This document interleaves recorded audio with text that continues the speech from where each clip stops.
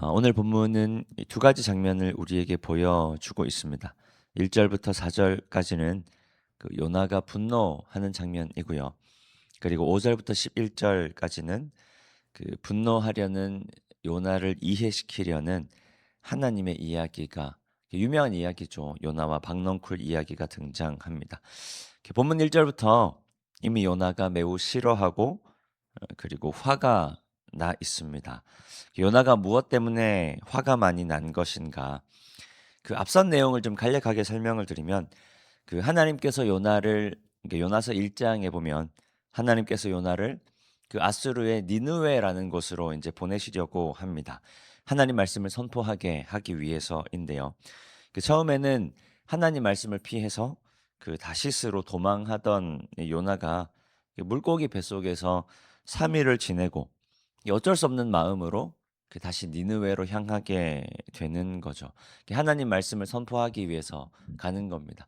그 니느웨로 가는 요나의 마음이 어떠했을까도 한번 생각해 보면 좋을 것 같습니다. 이 아수르는 북이스라엘과, 그러니까 요나가 원래 살았던, 그리고 원래 활동했던 이 북이스라엘과도 사실 별로 사이가 좋지가 않습니다. 이게 후에 이 북이스라엘이 이 아수르에 의해서 멸망을 당하게 되죠. 그러니까 사이가 별로 좋은 관계도 아니었고, 그리고 요나의 입장에서 보면 이방 민족이기도 했습니다. 요나의 마음에는, 혹은 요나의 믿음에는 이 아수르의 구원은 애초에 사실 없었던 것으로 봐도 무방합니다. 그런데 하나님께서 말씀하시니까 가고 싶은 마음은 없지만, 하나님께서 말씀하시니까 내가 가기는 가겠는데, 그리고 가서 하나님 말씀을 선포는 하겠는데, 곧 멸망할 나라, 혹은 곧 멸망했으면 하는 나라가 바로 이 아수르입니다. 그런데 요나가 선포하는 말씀을 듣고 어떤 일이 벌어지냐면, 니느웨의 모든 사람들이 회개하기 시작하는 거죠. 그리고 하나님께서 니느웨를 용서하시는 장면이 등장하는 겁니다. 요나가 화가 난 이유가 여기에 있습니다. 어차피 살리실 거면 첫 번째는 왜 자기를 보내셨는가? 그리고 그 이전에 요나가 니느웨로 가기 싫어서 다시스로 도망하잖아요.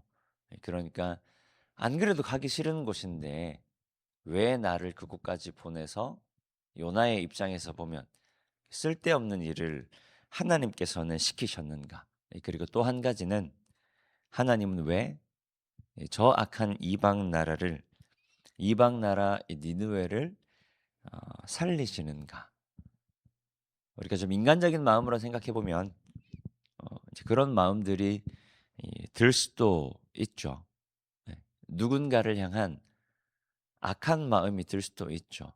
누군가를 향한 하나님의 마음을 이해하지 못하는 순간들이 우리 안에도 종종 일어나기 마련입니다. 그런 게 보통 사람들의 마음이 아닌가 싶은데요. 그런데 하나님의 마음은 어떠한가? 이 뒤에 이어지는 이야기가 바로 박넝쿨 이야기입니다. 요나가 한날은 성읍에 나가서 성읍 동쪽에 앉아서 거기서 자기를 위하여 초막을 짓고, 그리고 그늘에 앉아서 쉼을 누리고 있습니다. 초막은 자기 손으로 지은 것이지만 그늘은 그렇지가 않죠. 가만히 봤더니 하나님께서 요나를 위해서 예비해 두신 박넝쿨 덕분에 생긴 그늘이었습니다. 하나님께서 요나가 쉴 수 있도록 그늘을 마련해 주시고, 그리고 요나로 하여금 괴로움을 면하게 하시니, 이 말씀에는 요나가 이 박넝쿨로 인하여서 굉장히 기뻐했다라고 기록하고 있습니다. 그런데 다음 날 벌레가 나와서 박넝쿨을 다 갉아먹어 버리는 것입니다. 그런데 가만히 또 봤더니 성경은 그 벌레 또한 하나님께서 예비하셨다라고 기록하고 있습니다. 그늘이 다 사라지고 이 더위가 찾아오고 나니까 요나의 반응이 어떤가요? 요나가 혼미하여 스스로 죽기를 구하여 이르되, 내가 사는 것보다 죽는 것이 내게 낫겠다라고 하며 다시 엄청나게 화를 내기 시작하는 겁니다. 굉장히 요나는 분노를 잘하는 사람인 것 같은데요. 어제까지만 해도 시원한 그늘에서 더위를 피할 수가 있었는데 하루 만에 이 그늘은 사라지고 햇볕도 강하고 이 뜨거운 바람도 불어오니까 요나가 얼마나 괴로운지 혼미하여 스스로 죽기를 구하며 이렇게 말하는 겁니다. 하나님, 내가 사는 것보다 죽는 게 더 낫겠습니다. 네. 그리고 그런 마음으로 하나님 앞에 이 분노를 쏟아내는 거죠. 우리 또한 그렇게 생각할 수 있습니다. 요나와 박넝쿨 이야기를 보면서 하나님은 왜 그러셨을까? 아니 박넝쿨을 예비하셔서 그늘을 주셨다가 다시 또 왜 벌레를 예비하셔서 그 박넝쿨을 치워 버리셨을까? 인간적인 마음으로는 그렇게 생각할 수 있죠. 그런데 중요한 건 뭐냐면 그 박넝쿨은 하나님께서 만드신 것이다라는 겁니다. 요나는 아무런 수고도 아무런 애씀도 하지 않았죠. 그 박넝쿨은 오롯이 하나님의 소유라는 말입니다. 요나가 화낼 이유가 전혀 없죠. 그럼에도 불구하고 요나는 분노하고 있고 하나님 앞에서 자신의 분노를 정당하게 여기고 있습니다. 그때 요나에게 하나님께서 하시는 말씀인데요. 본문 10절과 11절 말씀 함께 읽겠습니다. 여호와께서 이르시되 내가 수고도 아니하였고 하룻밤에 말라버린 이 박넝쿨을 아꼈거든. 하물며 이 큰 성읍 니느웨에는 좌우를 분별하지 못하는 자가 12만여 명이요 가축도 많이 있나니 내가 어찌 아끼지 아니하겠느냐 하시니라. 사람의 마음이 그런 경우들이 많이 있습니다.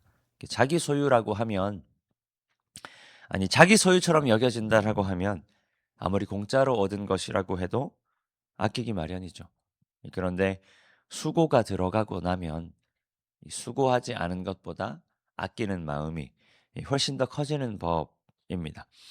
요나가 박넝쿨을 자기가 수고도 않고 얻은 이 박넝쿨을 아꼈던 그 마음처럼 하나님께서 요나에게 하시는 말씀은 하나님께서 이 니느웨 요나의 입장에서 보면 악한 민족이고 이방 백성이라고 할지라도 하나님께서는 그 백성들 또한 굉장히 사랑하고 아끼신다. 요나에게 말씀하시는 겁니다. 요나서의 관점으로 생각해 보면요. 지극히 인간적인 요나의 마음으로 우리가 생각해 보면 하나님은 만 백성을 구원하시려고 자기 아들을 내어 주신 거잖아요. 그러니까 하나님의 노력으로 얻은 사람들 혹은 하나님의 노력으로 얻은 백성들이라는 말입니다.